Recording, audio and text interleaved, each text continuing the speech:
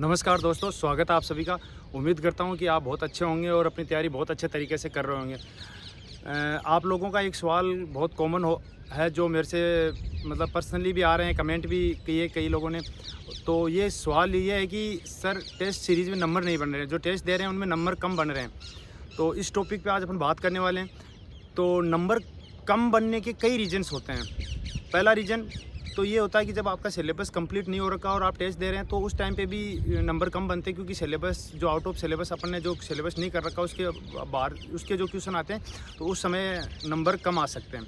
दूसरी चीज़ ये होता है कि पेपर का लेवल यदि थोड़ा हाई होता है तो भी नंबर कम आ सकते हैं।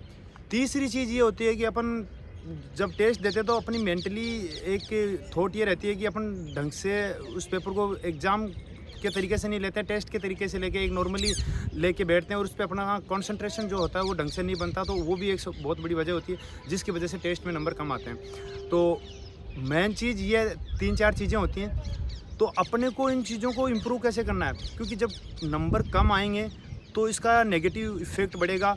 तो अब उसका डायरेक्ट इफेक्ट जो है अपनी तैयारी पे पड़ने वाला है, क्योंकि जब स्कोर कम आता है तो अपने दिमाग में नेगेटिव थॉट्स ट्रेवल करने लग जाते हैं, जिसकी वजह से अपन प्रॉपर तरीके से स्टडी नहीं कर पाते हैं और अपने को मतलब काफ़ी चीज़ें होने लग जाती हैं अपने साथ।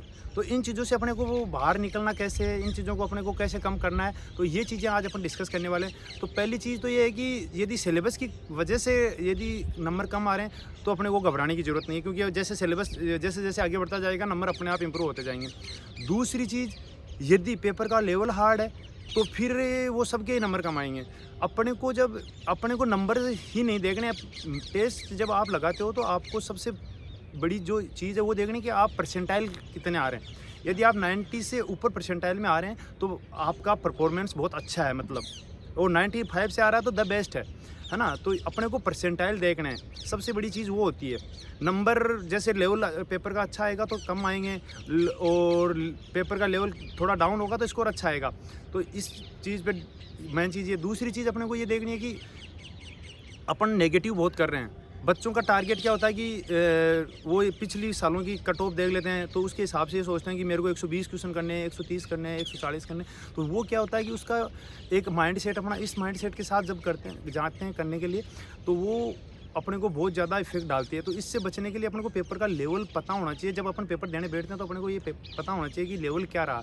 ये नहीं है कि अपने को 130 क्वेश्चन करने हैं, 140 करने हैं, उसमें फिर अब नेगेटिव यदि आप 130 क्वेश्चन कर रहे हो उसमें आप 50 से 60 क्वेश्चन नेगेटिव कर रहे हो तो डायरेक्टली उसका स्कोर कम ही आना है। तो अपने को नेगेटिव से ज़्यादा बचना है। ये प्रैक्टिस अभी से अपने को करनी है, तभी अपने एग्ज़ाम के टाइम में इस चीज़ से बचते हैं। एग्ज़ाम में आप अपने चारों तरफ जब देखोगे, पहले जो एग्ज़ाम दे रखे हैं बच्चे वो हमेशा ये बोलते हैं कि यार मेरे नेगेटिव इतने हो गए, नहीं वरना मैं सिलेक्ट हो जाता। तो ये आदत अभी से ही डालनी है अपन को। जब ये टेस्ट सीरीज़ इसीलिए ज़्यादा इंपॉर्टेंट होती है।